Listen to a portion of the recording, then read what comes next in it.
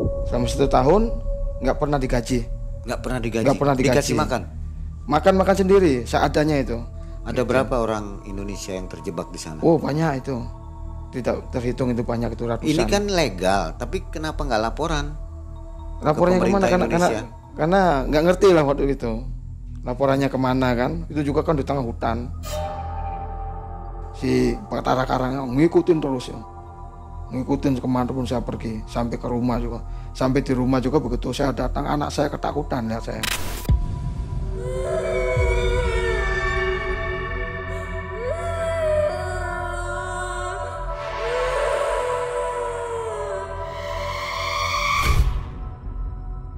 Sedekahkan dulu supaya uang ini nggak hilang, karena kalau dibawa langsung hilang itu uang. Udah kelihatan uangnya?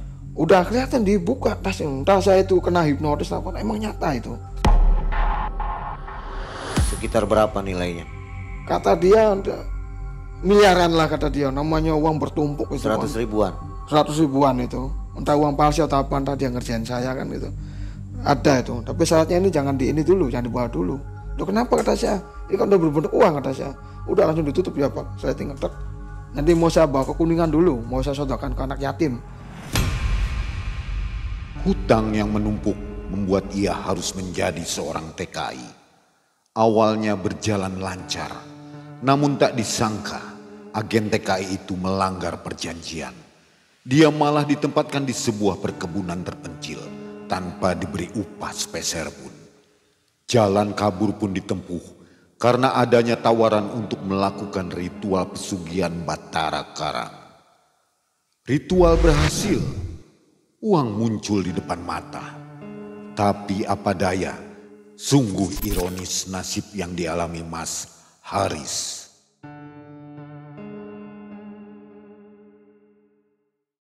Assalamualaikum warahmatullahi wabarakatuh. Waalaikumsalam warahmatullahi wabarakatuh. Apa kabar Sobat Malam Mencekam? Malam hari ini Mang Ei dan tim kembali mengunjungi dan mengantarkan kisah baru. Ini kisah nyata yang terjadi tahun 2019. Iya. Di depan ada narasumber namanya Mas Haris ya. Iya, Haris. Apa kabar Mas Haris? Alhamdulillah baik. Mas Walaupun Haris sedikit kurang fit nih badan. Agak kurang sehat ya? Iya. Apa flu ya? Iya, lagi musim lah, cuaca Ya, mungkin. panas sekali ya. Mas Haris sebelumnya terima kasih sudah mau berbagi kisah Iya. di Malam Mencekam. Sama-sama. Ini tentang pesugihan Mas Haris tahun 2019. Iya, Mas betul. Haris ini mengalami goncangan ekonomi ya, gangguan ya. Itu ya betul sekali. Jadi punya hutang katanya. Punya hutang, terlilit hutang lah intinya. Berapa banyak itu? Kalau di total ada 70 juta. 70 juta. Menurut saya itu besar banget. Besar Bagi itu. Sayang. Tahun 2019 ya. Heeh. Oke, dan Mas Haris kemudian melakukan pesugihan didampingi temannya yang punya BK. Yang punya BK, bukan yang punya. Jadi menghantarkan yang punya BK. Ya. Itu orang Garut.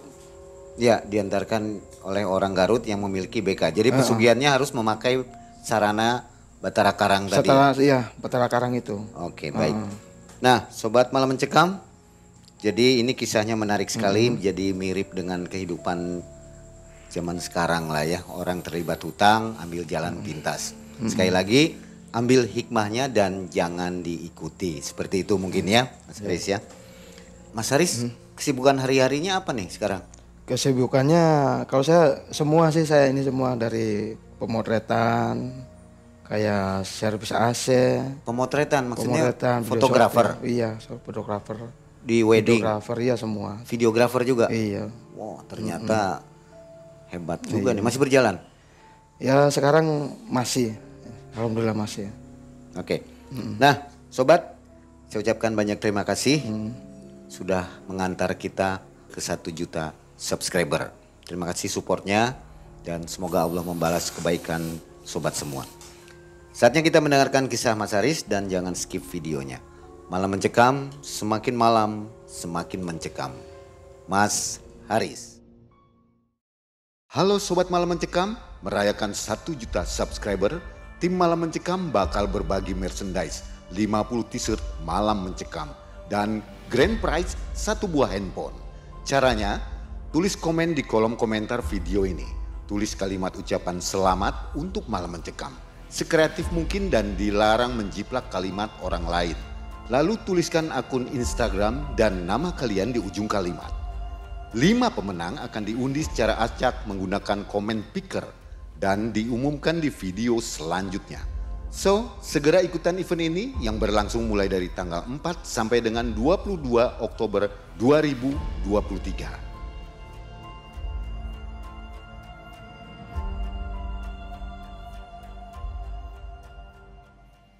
Malam mencekam, semakin malam, semakin mencekam. Gini Mang Kai. Jadi awal kejadian itu karena saya terlilit hutang lah. Terlilit hutang, akhirnya saya memutuskan untuk berangkat ke tujuannya untuk membayari hutang lah. Jadi TKI maksudnya? Jadi TKI itu. Nah, akhirnya di situ saya kena tipu. Berarti TKI ilegal? Resmi. Resmi. Kok bisa ketipu ya? Iya, resmi tapi kena tipu. Dikasih janji begini begitu dengan gaji yang besar, taunya ditaruh yang nggak bergaji lah. Nah dari situ saya ada beberapa kali kabur dari perusahaan satu ke perusahaan yang lain, sampai yang paling terakhir ke perkebunan sawit di Timur tahun 2019. Nah itu saya di sawit selama 1 tahun saya kerja di situ. Selama 1 tahun nggak pernah digaji. Nggak pernah digaji? Nggak pernah digaji. Dikasih makan? Makan sendiri seadanya itu. Hutang. Kayak di sana kan hutang, cuma nggak digaji tapi saya ada uang apa namanya tuh, uang sendiri lah. Misalkan dari hasil misalkan nyolong burondolan itu apa namanya, sawit namanya burondolan itu. Nah itu dijual ke pengepul dan uangnya itu bareng-bareng sama teman buat makan. Ada berapa orang Indonesia yang terjebak di sana? Oh banyak itu, tidak terhitung itu, banyak itu ratusan. Ini kan legal, tapi kenapa nggak laporan? Laporannya kemana? Indonesia? Karena nggak ngerti lah waktu itu. Laporannya kemana kan? Itu juga kan di tengah hutan. Dan akhirnya di situ setelah saya selama ada 1 tahun lah situ. Nah saya kan nggak pernah kirim ke rumah ke anak istri. Nah otomatis anak istri di rumah kan butuh makan, minum, jajan apa untuk sekolah untuk apa kan. Jadi istri saya udah banyak hutang sebelum berangkat. Istri saya berhutang lagi untuk makan sehari-harinya tuh. Hutang sana sini ke rentenir, ke apa semua dihutangin semua. Dan sampai totalnya gitu uang 70 juta. Nah, di situ juga kan stres, depresi juga di sana. Kerja tuh sering ngelamun, sering sendirian. Nah, ketemulah sama ini orang Cianjur. Ya udah kenal lama karena di lingkungan situ juga kan satu bilik sama saya, jadi kamarnya tuh jejer lah gitu. Saya sering ngelamun, yang lain pada ngobrol apa, saya sering ngelamun sendiri. Akhirnya kan ditanya, "Kok kenapa sih sering bengong itu? Jangan bahaya, di sini hutan." Banyak emang di situ hutannya kan emang angker gitu kan. Banyak kejadian-kejadian apa orang selalu kerasukan. Nah, saya menceritakan kalau saya tuh lagi stres mikirin di rumah, jangan kerja kan nggak pernah kirim duit. Jadi saya hutangnya banyak, dihutangin semua. Rentenir apa dihutangin semua. Hanya menceritakan gimana caranya saya supaya hutang ini lunas. Kalau saya mau jual ginjal, saya jual ginjal kata saya kan gitu. Aduh, gimana ya saya? Terus teman saya kan akhirnya diam dulu sebentar itu kan. Terus dia bilang gini, "Kamu mau nggak saya kasih saran," katanya, "supaya hutang-hutang kamu tuh lunas. Tapi ini pakai jalur nyimpang lah, jalur setan," kata dia. "Nggak apa-apa, yang namanya saya lagi depresi banyak hutang, saya terima aja itu." Nah dikasih yang pertama itu kan.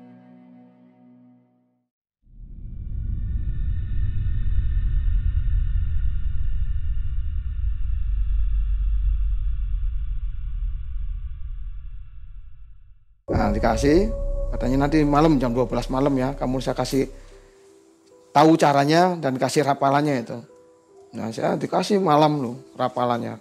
Katanya kalau saya bisa ngerapal itu dan ketemu sama makhluk yang salah satunya pocong atau mayit lah, ini si mayit pocong. Terus yang keduanya tinggi besar, itu namanya jin gobar katanya. Nah di situ saya suruh minta apapun. Nah jadi setelah itu saya lakukan ritual itu kan pas masih itu. Dengan ritualnya pakai, bukan kalau harusnya kan pakai gentong ya, harusnya pakai gentong harusnya tuh. Tambah sana pakai itu aja ke tempat air lah. Nah di situ ditutup pakai itu lawon. Terus sambil bikin, syaratnya kan suruh bikin tungku api. Nah saya suruh merapalkan di depan tungku api itu sampai itu makhluknya keluar. Itu harus berapa malam?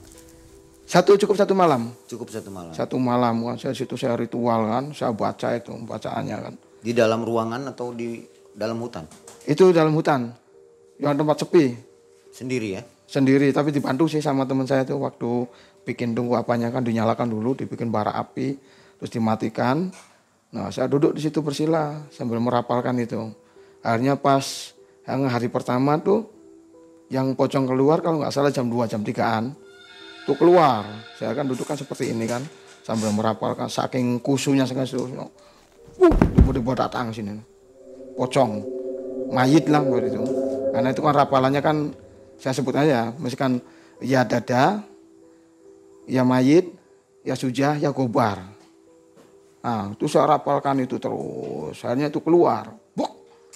Nah namanya saya orang ini kan, begitu lihat mayat yang berbulu pocong kayak gitu, entah itu nyata atau enggak, atau karena halusinasi saya tuh lari itu, karena saking takutnya tuh. Pokoknya lari enggak tentu jalannya, karena ngerasanya dia tuh ngejar terus di belakang, saking ketakutannya. Akhirnya sampai rumah, sampai ke bilik itu, saya langsung ngomong ke teman saya itu, saya langsung bangunkan. Dan itu juga masih tetap, saya rasa itu masih di luar, dia masih terus manggil-manggil, karena kan dia marah. Karena kata dia kalau misalkan saya lari, nggak meminta, dia marah. Udah manggil-manggil tapi nggak minta gitu kan. Teman saya marah, gitu. Yaudah nanti diulangi lagi lah malam kedua. Dan yang malam kedua kamu jangan lari. Kalau lari tapi kamu gagal dan nggak bisa dilakuin lagi yang itu, yang ritual itunya tuh harus nunggu berapa bulan baru bisa dilakuin lagi. Karena itu si jinnya tuh udah marah katanya. Harusnya diminta, dipanggil-panggil.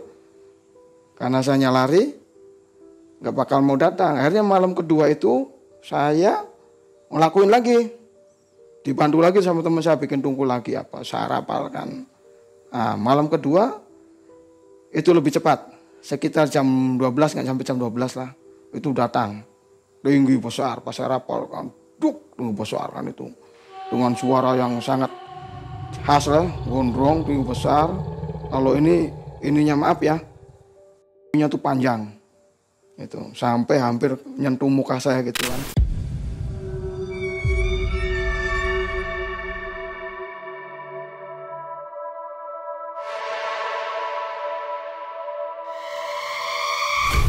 Nah, di situ harusnya saya meminta lagi di situ.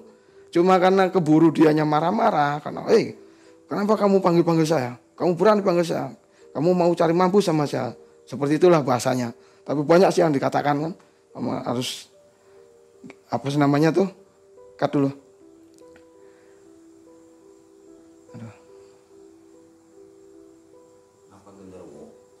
Iya. Cuma ini perasaannya ada datang nih.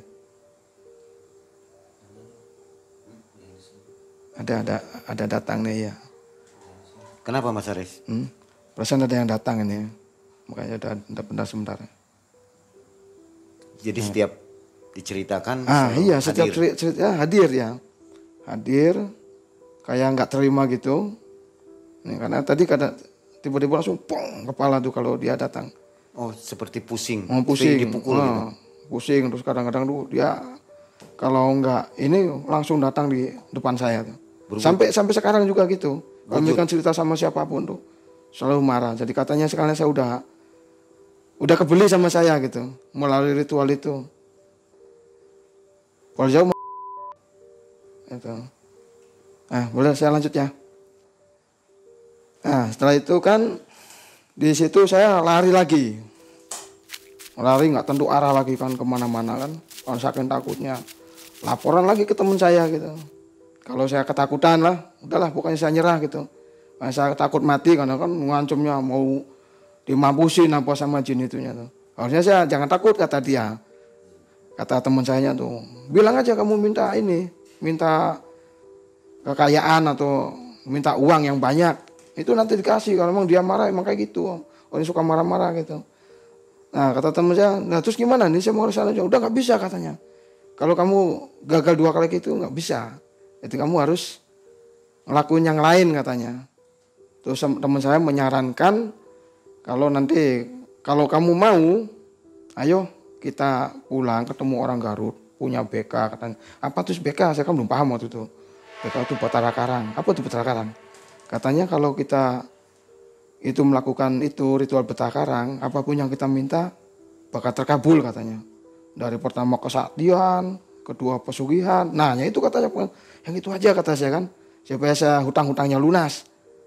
Nah, setelah itu teman saya bilang gini, ayo kalau kamu benar serius pengen nyelesain hutang-hutang itu, ayo kita kabur lah pulang di Indonesia. Tapi kan saya nggak punya uang kata saya. Gimana mau pulang? Ya harus nekat katanya. Nekat gimana? Ayo kita kabur jalan kaki. Gimana jalan kaki katanya kan ini kan di tengah hutan, di tengah pulau kan.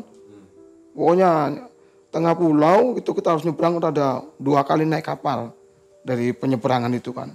Akhirnya malam ketiga memutuskan saya ngikutin arahan teman saya itu yang namanya Agus. Jadi 1 tahun di sana kabur ya? 1 tahun di sana kabur. Malam ketiga maksudnya malam ketiga Setelah ritual itu. Setelah ritual itu kabur menelusuri hutan, jalan mulai jam 1 malam. Masuk ke hutan, masuk ke parit, naik ke parit, pokoknya baju basah kuyup. Dan kebetulan itu hutan besar itu.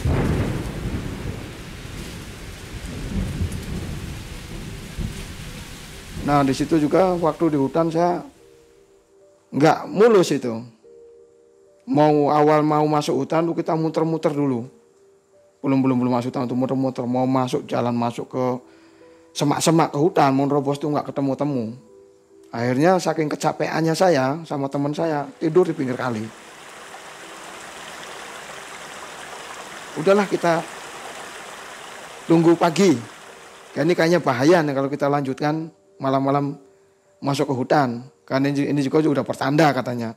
Kalau kita nggak boleh masuk hutan tengah malam. Akhirnya kita tidur di pinggir kali. Nah itu kan tidur di sana kan di pinggir kali. Pas bangun-bangun itu ada, ini nyata itu buaya. Mungkin dia lagi pelan-pelan mau ini, kalau kita bergerak aja. Kalau buaya kan lihat gerakan orang kan. Kalau kita bergerak aja mungkin dia udah merekam kita gitu kan. Nah itu pernah kejadian mengerikan itu dari makhluk yang nyata kayak buaya gitu.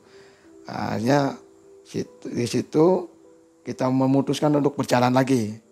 Mencari jalan masuk ke hutan itu. Bawa perbekalan nggak? Waktu itu bawa mie 5 bungkus awalnya. Bawa mie 5 bungkus itu udah habis. Dari perjalanan pertama itu udah habis. Karena tuh jalan malam kan dari jam 1 malam nyampe pagi itu kita lapar kan dimakan. Tengah malam itu makan juga kan sambil jalan sambil apa. Karena kita lapar sih. Pas pagi kan udah kehabisan makanan itu. Minum apa nggak ada makanan tuh.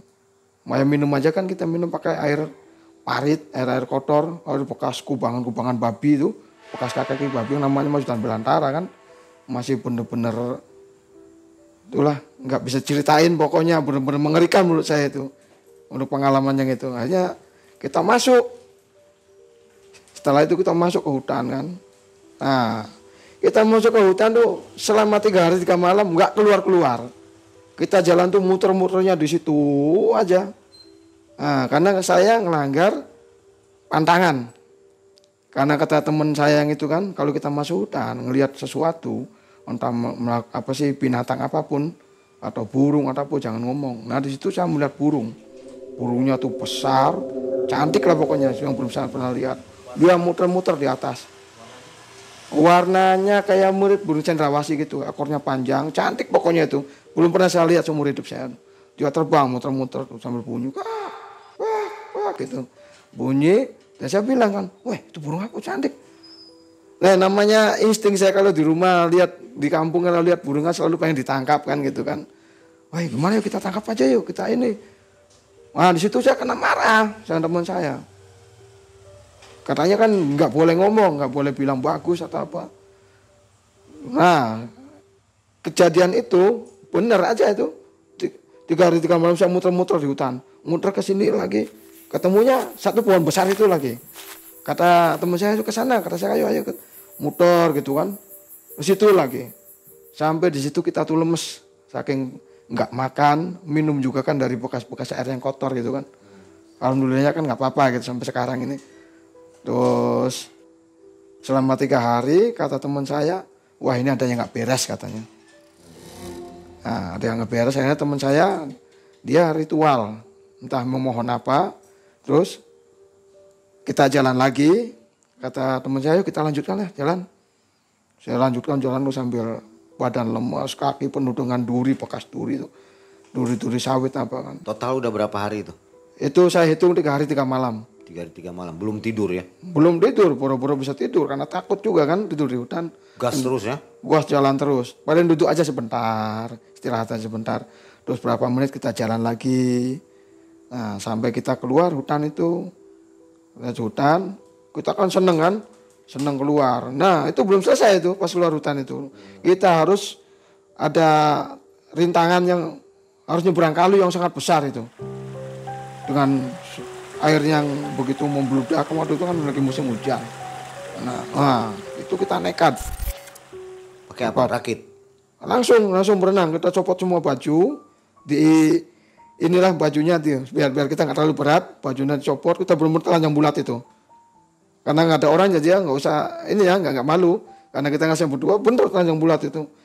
Kain tuh baju celana tuh saya gigit sambil berenang. Itu akhirnya itu nyampe di pinggir, itu masih belum selesai juga ternyata, masih ada satu sap lagi lewat hutan, tapi nggak banyak sih, nggak terlalu ini hutannya tuh. Nah di situ kita duduk dulu sebentar sambil mikir sama teman saya tuh, waduh gimana ya ini katanya, kita bisa mati kalau kayak gini terus, kita makan juga nggak ada, nyari di hutan juga yang namanya hutan kan beda kayak hutan Indonesia gitu.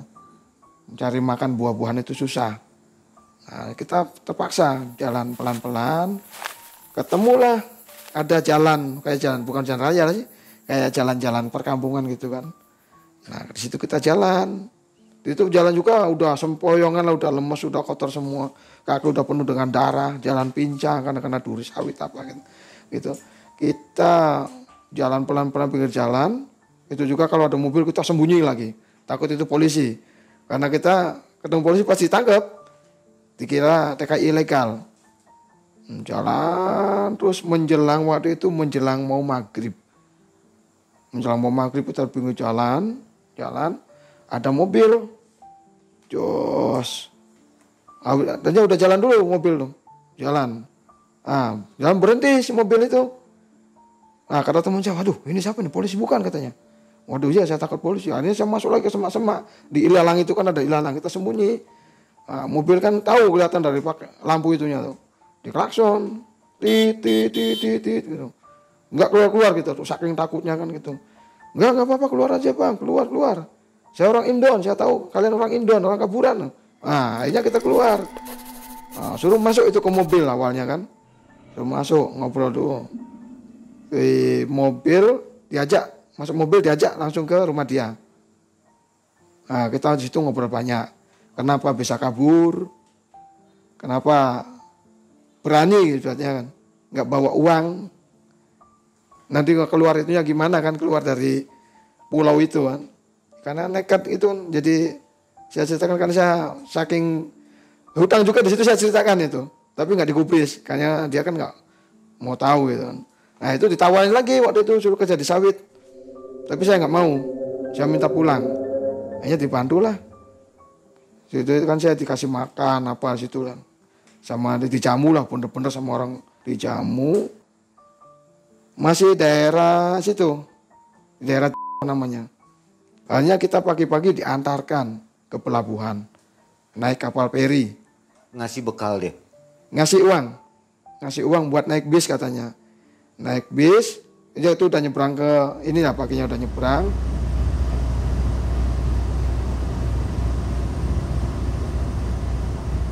Nominal dikasih 500 ringgit kalau nggak salah. Itu juga di hasil patungan dari temen-temennya. Sekitar berapa tuh kalau rupiah? Kalau rupiah waktu itu sebesar ya sekitar 2 jutaan lah.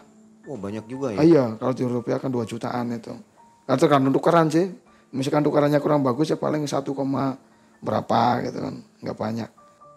Jadi ternyata memang yang kabur dari sawit ini banyak ya? Oh banyak, dan justru Sampai banyak orang yang tahu ya? iya banyaknya nggak selamat itu.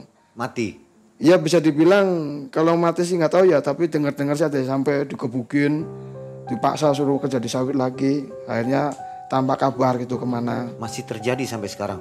Masih sampai sekarang masih banyak mengeluh pengen pulang apa itu enggak, karena nggak ada uang, mau pulangnya kan gimana. Kasiannya, kerja kasihan. rodi gitu ya? Kayak kerja rodi gitu.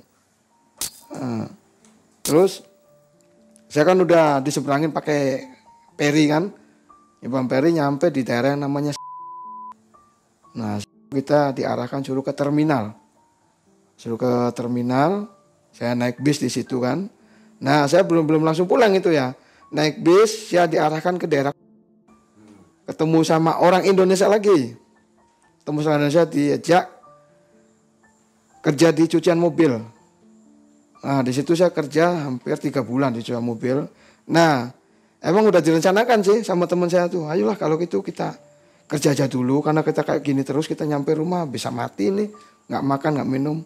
Jadinya kerja di cucian mobil itu juga numpet-numpetan, karena di pinggir jalan kan namanya kita orang ilegal, jadi udah dibilang ilegal lah, karena paspor juga kan udah ditinggal. Orang ilegal, saya kerja di situ selama 3 bulan, uang dikumpulin buat ongkos pulang. Dapat berapa waktu itu? Waktu itu dapat gaji 700 ringgit lah kalau nggak salah. 700 ringgit itu buat ongkos keluar aja dari Malaysia. Keluar dari Malaysia, dipandu keluar pakai jalur gelap. Ya nggak, saya sebutin lah itunya orang yang ada sih, orang yang membantu kita tuh. Keluar lewat hutan, diantarin sampai masuk ke Indonesia.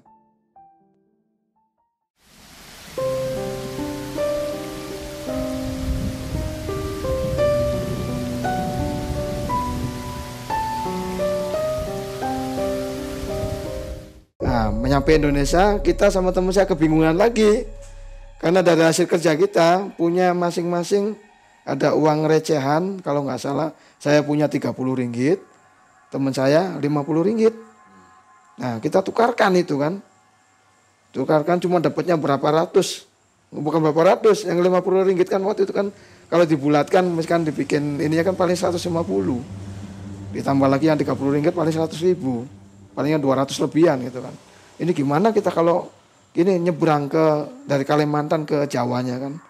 Nah jadi daerahnya itu waktu saya sama teman saya udah keluar, itu di daerah Kalimantan Barat, itu di daerah Kuburaya. Daerah Kuburaya, di situ kita kan jalan di pinggir jalan ini. Ya sengaja sih kita jalan di pinggir jalan raya tuh, supaya berharap ada yang nolongin. Tanya-tanya ada sopir truk, dia lagi duduk, lagi ngopi apalah gitu di rumah makan. Nah kita kan ketemu sama waktu itu lah akhirnya sama si sopir. Emang sengaja kita juga berhenti, karena kata dia, ayo kita berhenti aja dulu, barangkali kita tawarin ngopi atau kasih makanan, karena kita kan benar-benar lapar itu. Hanya kita berhenti berharap dikasihani lah gitu. Hanya sopir truk itu jalan lah sebentar. Dari mana kotor semua katanya. Ini jalan-jalan kata saya kan, karena nggak berani, masih takut kan. Ya kemana? Terus si teman saya ngomong aja kan. Akhirnya saya ngomong kan, ini saya keluar dari kabur. Mau kabur tuh. Terus gimana kamu, uang masih ada nggak? Ya udah nggak ada, udah habis semua. Ini ada sisa uang kata saya, paling ini mau saya pakai, takut. Ya kan buat ini kan, buat apa sih? Ongkos nyebrang juga itu kan kurang waktu itu. Nah akhirnya kita bicara di situ, bicara banyak sama sopir kan, dikasih minum, kasih makan. Nah kata sopirnya, ayolah kalau gitu kita ikut aja nggak apa-apa. Kalau kalian mau ke Jawa, tapi sini nggak apa-apa lah sok. Ada berapa uangnya sini. Tapi bener nggak kata saya, Kang? Kamu nanya Kang waktu itu. Dia juga kan orang Jawa juga, orang Semarang kalau nggak salah. Karena dia bayar udah, ya? Dia udah lama bolak-balik ngirim barang kan gitu. Ya udah nggak apa-apa sinilah. Tapi kamu nanti harus nurut arahan saya katanya kan. Hanya waktu itu kita ikut naik. Itu muatannya apa? Muatannya kayak buah barang makanan lah, sembako gitu. Buat kirim dari Jawa ke Kalimantan, Kalimantan juga bawa barang lagi gitu. Dia sering bolak-balik setiap hari gitu. Jadi sembunyi di barang-barang itu. Di depan itu supir, nggak apa-apa di situ. Jadi seolah-olah kita tuh connect nanti. Jadi total berapa orang di mobil? Total 4 orang. 4 orang. Nah, kita duduk di bagian yang paling belakang. Nah, kita kan itu udah diminta lah bayar 200.000 sama dia. Tapi ini bener nggak katanya kan? Soalnya saya udah nggak ada lagi, saya minta tolong lah, tolong mohon, sampai saya mohon gitu, sampai bener-bener minta tolong lah. Saya mau keluar dari Kalimantan ini, yang penting saya nyampe ke Jawa aja, nyampe ke Semarang lah, waktu kan kapalnya kan lewat Semarang. Nah, akhirnya kita dibantu, kita ikut, nah, masuklah. Itu bukan ini lama sih, itu kita nginep dulu 2 hari kalau nggak salah, nginep dulu 2 hari tempat dia, dibawa ke tempat dia karena muat dulu lah, muat barang, dia hanya memuat barang. Terus kita pagi-pagi jam 5 jalan masuk ke kapal.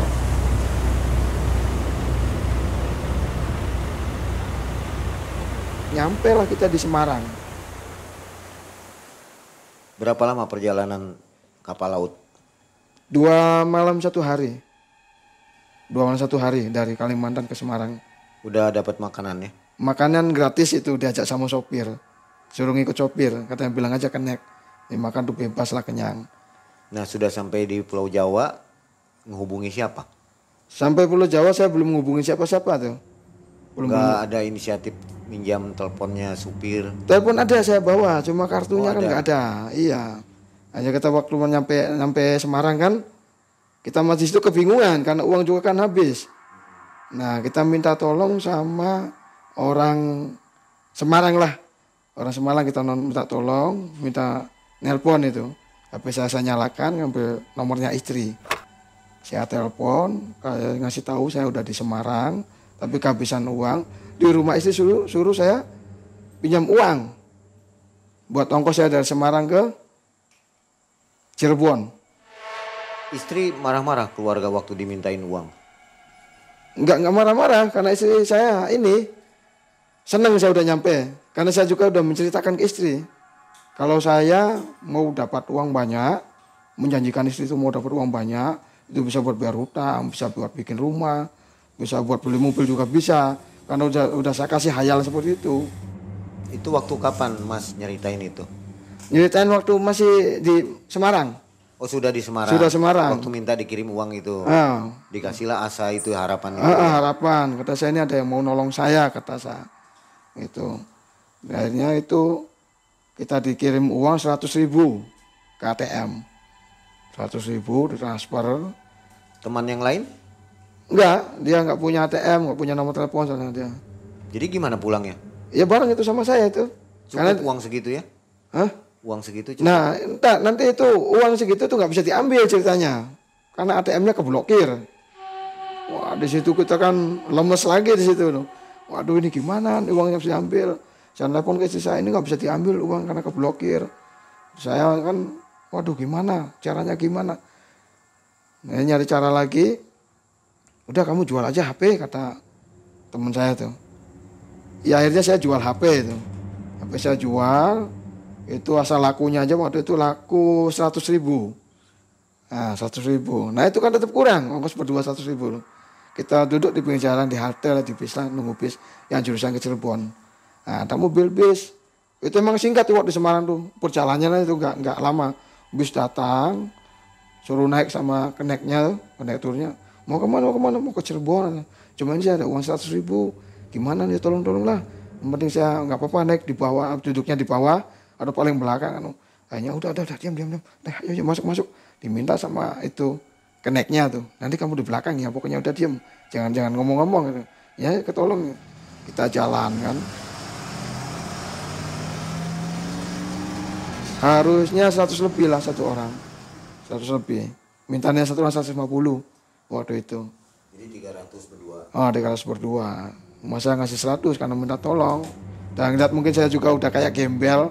Baju juga nggak diganti, yang namanya pakai celana pendek sama kaos saja. Kita sama-sama nggak bawa tas. Ditinggal semua pakaian di Malaysia.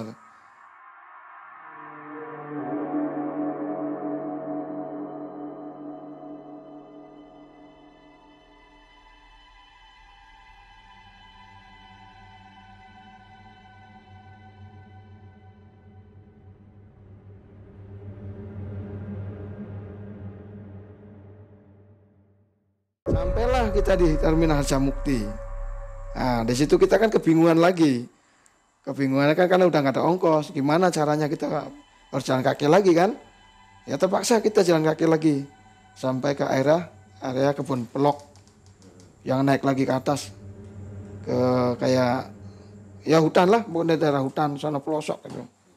Ketemu sama orang tua yang katanya ya bukan orang tua yang punya BK-nya sih, itu yang mau mengarahkan juga. Jadi teman saya orang Cianjur itu mengarahkan saya ke orang tua itu nanti ngontek orang Garut untuk ngebantunya.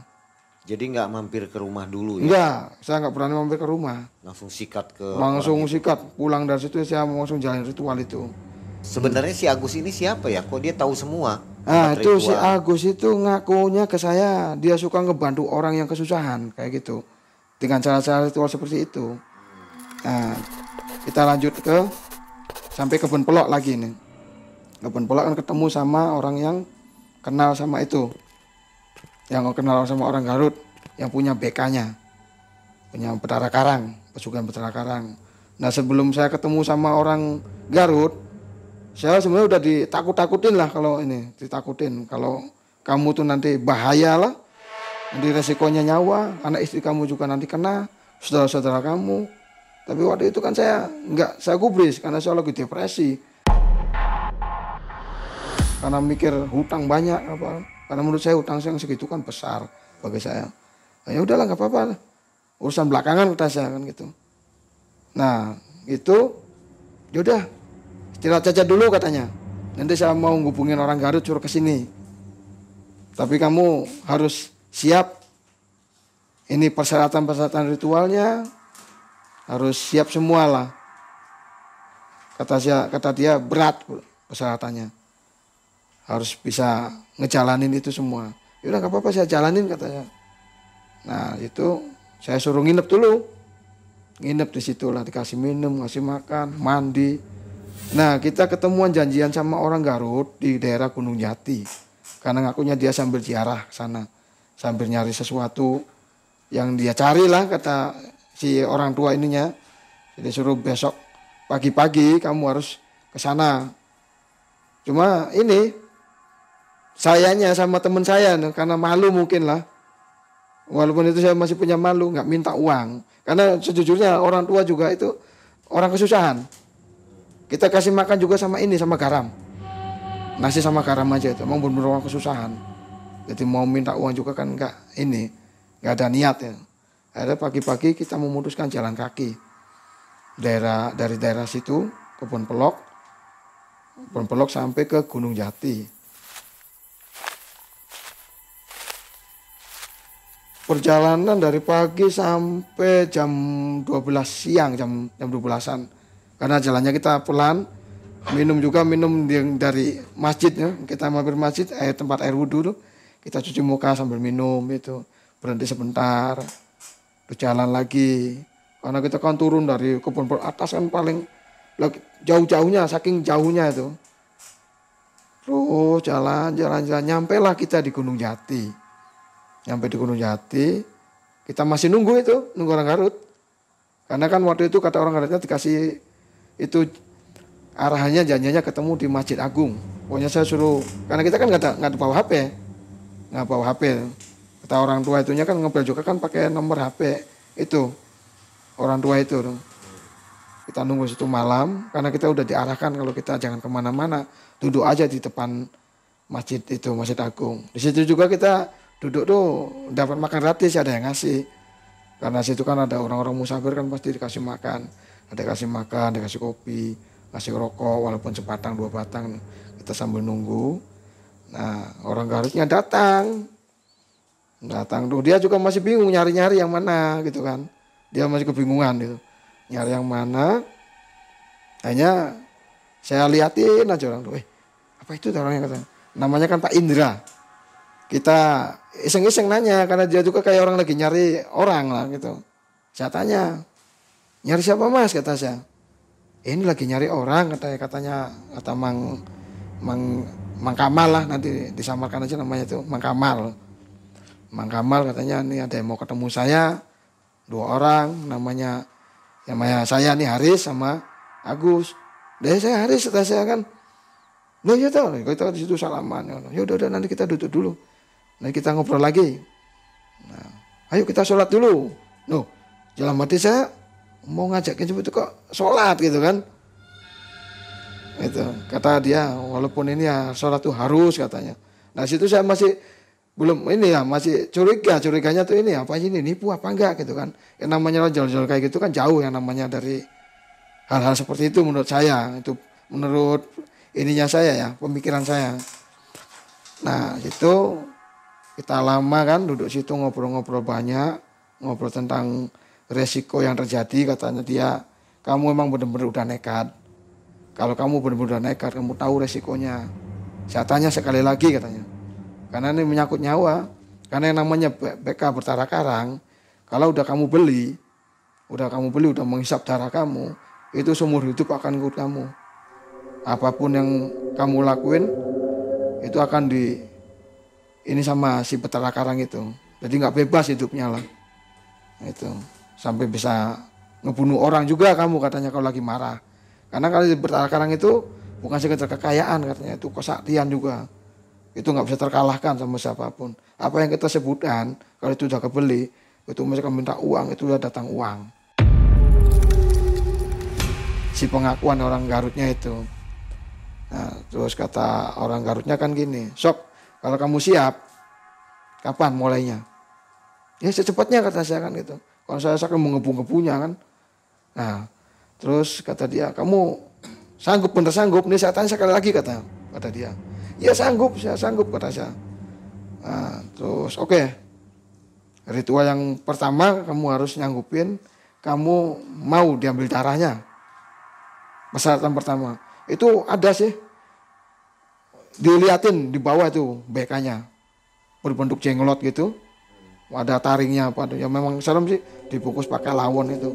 Memang dibungkus pakai kotak kecil. Diliatin. Nih, coba liatin. Emang bener-bener merinding saya lihatnya kan. Mungkin karena energinya saking kuatnya kan merinding. Karena saya juga kan orangnya sensitif, peka sih. Lu hal kayak gitu. Karena yang bener apa enggak kan tahu. Memang dia itu energinya sangat besar itu kan. Satu kayak ketarik lah. Kayak saling tarik gitu. Kayak dianya juga cocok sama saya kan gitu. Nah kata persyaratannya yang pertama katanya, kamu harus sediain itu dulu darah 3 kantung atau 3 labu. Darah siapa katanya? Ya, darah kamu sendiri. Caranya gimana? Terserah kamu caranya gimana. Yang penting kamu sediakan, saya tunggu besok katanya. Tapi jangan di masjid katanya. Dia ada tempat sendirilah katanya sih, temennya atau saudaranya ngakunya. Tapi menurut saya sih bukan. Dia sengaja ngontrak di situ.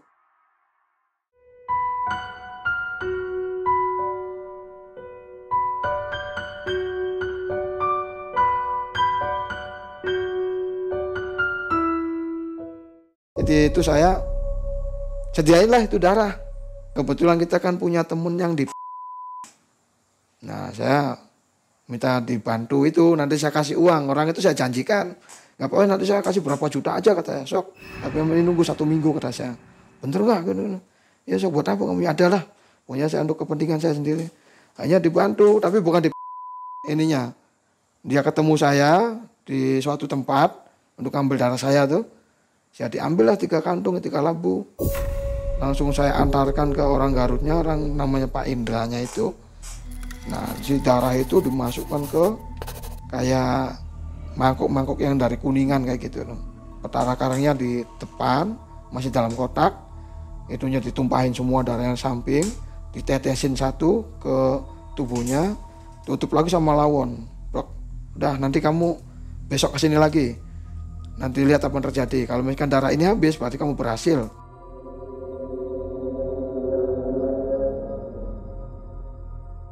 Nah, itu besoknya saya ke situ. Saya teman saya situ. Waktu itu saya kan tidurnya sebelum ini kan sebelum kan saya kan nggak pulang. Tidurnya ya asal ini aja lah. Ada emperan-emperan yang pinggir jalan itu saya tidur. Rumah-rumah orang tapi agak masuk sih. Nah saya ke situ pagi-pagi ketemu sama namanya Pak Indra.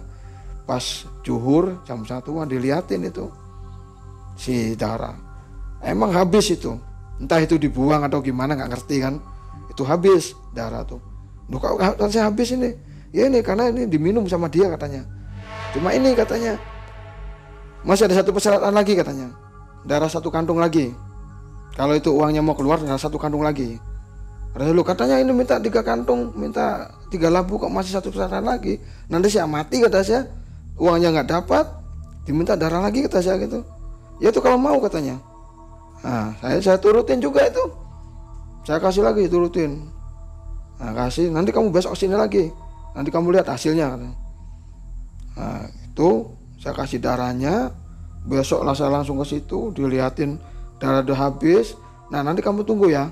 Kamu ritual dulu, suruh ritual lagi saya tuh. Suruh semedi, suruh ngebaca rapalan apa supaya itu kebeli sama saya itunya petara karangnya. Saya rapal di situ kan. Nah, enggak lama jam 3 sore kalau nggak salah ya, jam 3 lebihan. Saya suruh keluar dulu ada dia. Nah, di situ ada tas sama kayak gentong kayak gini, ditutup pakai lawon sama dianya. Gentongnya dia entah dari mana itu. Emang saya dilihatin ini udah, katanya ini udah berhasil katanya kamu. Ini uang sudah ada, tapi ini harus disedekahkan dulu supaya uang ini nggak hilang. Karena kalau dibawa langsung hilang itu uang. Udah kelihatan uangnya? Udah kelihatan dibuka tasnya. Entah saya itu kena hipnotis apa, emang nyata itu. Sekitar berapa nilainya? Kata dia miliaran lah kata dia, namanya uang bertumpuk itu. 100 ribuan? 100 ribuan itu. Entah uang palsu atau apa, entah dia ngerjain saya kan gitu. Ada itu, tapi syaratnya ini jangan di ini dulu, jangan dibawa dulu. Loh kenapa kata saya? Ini kan udah berbentuk uang kata saya. Udah langsung ditutup ya Pak. Saya tinggal nanti mau saya bawa ke Kuningan dulu, mau saya sodorkan ke anak yatim atau ke orang yang nggak mampu. Karena itu persyaratannya, berapa persennya harus disumbangkan. Gitu. Tapi saya turutin. Nanti besok kamu kesini lagi ya. Nah di situ saya udah berani pulang ke rumah karena seneng kan. Saya laporan ke istri.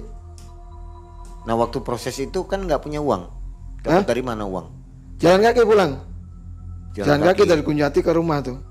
Jalan kaki karena kebetulan dari Kunjati ke rumah kan ya jauh sih, tapi menurut saya masih bisa ditempuh jalan kaki. Dengan Agus. Agusnya nggak ikut. Agusnya dia nunggu di situ sama Pak Indra. Katanya ini sama saya aja dulu sini, si nama Agusnya tuh disuruh sama Pak Indranya. Kalau kamu pulang dulu, ketemu sama istri sana, kasih tahu bahwa udah berhasil. Nanti kamu kesini lagi, saya telepon ke istri kamu, sini minta nomor istri kamu. Nah saya kan nggak hafal di nomor istri saya kan, saya catat aja nomor Pak Indranya tuh. Saya catat, saya pulang ketemu saya ngasih tahu, saya udah berhasil. Susah kan, seneng kan, dia hayalan istri saya kan. Udah bisa bayar hutang, udah bisa bikin rumah, udah jadi orang kaya lah intinya kan gitu. Ngomong pesugihan ngasih tahu. Sempat marah sih dia seperti itu, sempat marah. Kenapa ngelakuin kayak seperti itu? Ya mau gimana lagi kalau nggak seperti ini? Kata saya, semua masalah nggak pernah selesai. Akhirnya istri saya ya mengiyakan lah, walaupun dia ketakutan nanti kita semua tumbal apa katanya. Enggak, kata saya, itu tumbalnya saya sendiri, saya nutupin. Saya sebenarnya itu bahaya karena selama saya pulang dari Gunung Jati juga itu entah perasaan saya atau ada sosok yang tinggi besar itu yang rambutnya panjang, entah itu jenglotnya itu si petara karangnya ngikutin terus ya, ngikutin kemanapun saya pergi sampai ke rumah juga. Sampai di rumah juga begitu saya datang anak saya ketakutan lihat saya. Iya, begitu saya masuk rumah, masuk kamar lah, anak saya jerit histeris tuh, kalau saking ketakutannya ngelihatnya. Anak umur berapa? Umur 6 tahun, yang kecil ya, yang kecil yang 6 tahun. Dua saya ngejerit.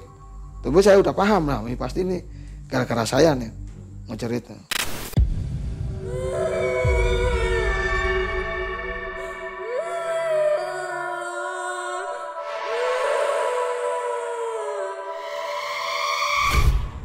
Wah, pokoknya nangis histeris itu kan. Sampai orang mertua saya juga datang, ada apa enggak apa-apa. Terus lama-lama udah tenang anak saya kan, terus saya ngobrol sama istri saya, saya udah berhasil, itu uang bisa tampil besok karena mau disedekahin dulu ke orang-orang yang nggak mampu. Akhirnya kita pagi-pagi bukan pagi sih, karena kita pagi-pagi kan udah persiapan mau ketemu sama itu Pak Indranya sama Agus. Saya telepon dari rumah, nih saya mau ke Gunung Jati kata saya. saya mau ketemulah di ini, nyampailah saya di daerah Gunung Jati. Nah, si Pak Indranya ini awalnya tuh aktif, saya telepon tuh aktif, ya bentar lagi nih saya baru udah nyampe daerah Kali Tanjung akunya nih, bentar lagi nyampe, tungguin aja. Tungguin aku, istri saya kan mukanya sumringah, seneng kan, karena ada saya ceritain uangnya di dalam tas tuh banyak kan, itu senang sumringah. Kata istri saya, cepet telepon. Saya telepon lagi kan, ada nyampe mana Pak, katanya. Ini udah nyampe Kerucuk ngakunya tuh. Wah, seneng lagi kan kita tuh. Terus saya telepon yang keberapa kalinya, HP dimatikan. Berapa menit kemudian HP dimatikan. Nah, saya berusaha tenang, masih tenang, kadang ada curiga kabur. Matikan, saya telepon, kata saya, lu kok aktif katanya. Jangan-jangan ini kabur, kata saya. Enggak, ini paling HP-nya ngedrop, kata saya. Paling habis baterainya. Kita tunggu lama kan sampai jam 2. Enggak datang. Nah, saya mulai panik di situ. Jadi saya mulai kosong lah tatapannya, mulai kebingungan lagi. Itu ya menurut saya ini udah nggak bener ini kan. Istri saya waktu itu saya ajak ke rumah orang tua saya, saya tenangin. Ayolah ke rumah orang tua saya dulu, kita sana dulu nunggu, barangkali nanti dia sore kesini, nanti aktif lagi, kita nunggu di sana. Saya makan, saya tawarin makan, nggak mau. Itu saya tuh udah kosong tatapannya tuh kan, udah kosong. Nah, lama kelamaan itu saya ngejerit ketakutan itu awalnya. Wah, teriak gitu kan. Teriak, ada apa? Enggak, itu ada orang ini. Ada punya besar, saya takut.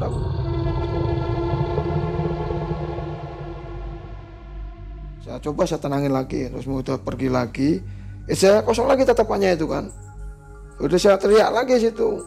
Saya mau pulang, ini bukan rumah saya jelek ini rumah jelek. Ini rumah apa? Ini rumah kayak gini. Mau pulang. Wah, saya ajak pulang tuh naik motor. Saya ini setiap orang pinggir jalan ada yang dicakar, dipukul. Saking depresinya istri saya tuh. Ada mobil ditendang mobilnya. Teriak-teriak di pinggir jalan tuh. Sampai saya bawa, saya kenceng pegang kayak gini kan. Teriak-teriak kan. Wah, untung selamat sampai rumah. Nah, sampai rumah lagi istri saya ketakutan lagi di situ. Makhluk itunya datang lagi. Nah, itu saya tahu malah yang datang lagi itu. Saya datang, terus saya bilang, "Udah sana pergi, kamu pergi. Saya belum mendapatkan apa-apa kok kamu udah ganggu saya," kata saya kan. Akhirnya dia menghilang dulu kan. Nah, nyampe rumah kan rame. Saking dia teriak-teriak, "Rumah saya mana? Mobil saya mana?" Sambil pinggir jalan kan gitu. Ada lihat mobil lewat, "Itu mobil saya, tuh mobil," sampai di saya naik motor kan pinggir, kan ada jalur kan mobil saya. Lihat rumah bagus, itu rumah saya itu. Saking depresinya karena saya ngasih itu harapan yang seperti itu. Karena juga saya udah ngelihat uangnya sih, makanya saya kasih harapan ke istri saya seperti itu. Itu orang tua dia marah-marah udah. "Ini kamu apa kan," katanya. "Pokoknya kamu tanggung jawab ini. Tanggung jawab ini. Kalau anak saya kenapa-napa kamu harus tanggung jawab, kamu saya penjarakan, kamu saya laporkan polisi. Pokoknya udah kamu pergi dulu dari sini. Pokoknya kamu harus keluar dulu dari sini," kata mertua saya.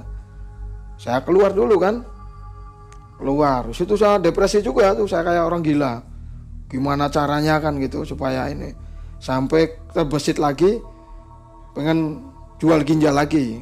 Nah, dalam ada pikiran saya kayak gitu, saya malah diganggu habis-habisan sama itu makhluk. Si Betara Karangnya tuh, dia ngikutin saya terus itu. Seolah-olah saya tuh nggak boleh kemana-mana itu. Nah, di situ saya ketemu sama temen saya sih namanya Bobon. Saya mintain tolong, kata saya, "Ada nggak yang bisa ngebantu saya ngejual ginjal?" Karena saya kan teman saya kan kaget itu, "Lo kenapa kamu seperti ini?" Ya saya ceritakan itu masalah saya pesugihan itu loh. Saya Karang karena saya terlanjur terikat perjanjian sama itu. Dan saya udah benar depresi, biar saya mati juga yang penting rumah selesai, kata saya. Hanya gimana ya katanya. Usah. Udah ya saya diajak ke itu Abah Sukma yang tampil di Malam Mencekam. Tampil di Malam Mencekam. Akhirnya saya dibawa ke situ. Nah, yang lebih herannya lagi, mungkin karena dia orang sakti ya, orang bukan sakti, orang ngerti. Saya datang dia udah ngomong, padahal kamu udah saya tunggu nih, kok baru kesini, kata dia. Siapa Sukmanya tuh? Saya tahu masalah kamu ini. Ya itulah saya mau minta tolong, karena saya kena tipu. Saya melakukan ritual pesugihan Betara Karang, karena itu juga udah menyatu sama tubuh saya, udah melakukan perjanjian, dan dia kemanapun selalu mengganggu saya. Sampai sekarang juga saya bisa dibilang nih, sampai sekarang nih kayak masih kemana-mana tuh nih, kayak menceritakan ini jujur nih, kepala benar-benar sakit ini, karena perasaan ada nih sebelah kiri nih. Dia seolah-olah marah menceritakan ini, karena mungkin saya udah dipagerin sama Mbak Sukma, jadi dia nggak berani ini. Nah di situ saya dibantu sama Mbak Sukma, dibantu, katanya udah nanti saya bantu, tapi kamu harus nurut, kamu harus bertobat, benar-benar bertobat. Saya diajak sholat sama Mbak Sukma itu kan, dibantu ritual apa, sampai dicabutin apanya tuh. Itu Mbak Sukma juga dapat gigi, nggak kata Mbak Sukmanya sih, gigi si Betara Karangnya tuh. Kalau ini tercabut, kekuatannya lemah. Lemah, dia nggak bisa, cuma hawa-hawanya aja, tapi nggak bisa mengganggu. Tinggal satu berarti ya? Tinggal satu. Tapi kalau mengganggu lagi ya jangan tanya, saya cabut lagi nanti, biar nggak bisa makan apa-apa. Iya. Tuh makanya, ini asli nih Mas. Kalau setiap kali datang ini pasti wujud Mas, tapi nggak bisa apa-apa. Coba kalau saya jahat, saya perintahkan untuk cari uang, saya sudah jadi miliuner kan makanya. Tapi saya nggak mau hal seperti itu. Isinya apa aja, Mbak?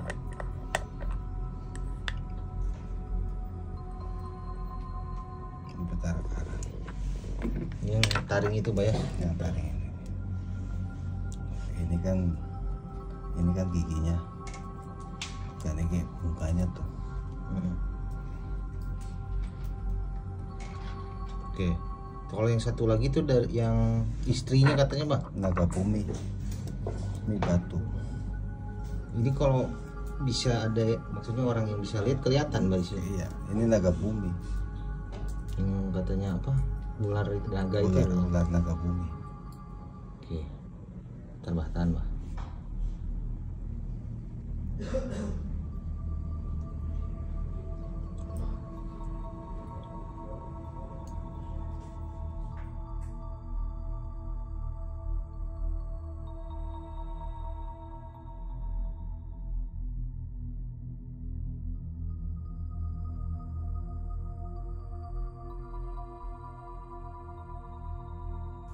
Waktu ngebantu saya cabutin tuh, saya udah benar-benar bertobat lah waktu itu. Nah, saya belum pulang itu, masih di rumah Mbak Sukma. Nah, ke Mbak Sukma, kata Mbak Sukmanya, nanti kita bareng-bareng ke rumah. Kamu nanti mohon maaf ke orang tuanya, minta pangapura lah, apa namanya tuh, sembah sungkem sama orang tuanya. Saya ke rumah dibantu, di rumah juga dibersihkan semua. Saya kembali lagi lah sama istri saya udah sembuh di situ, udah di ritual apa, saya suruh sholat apa.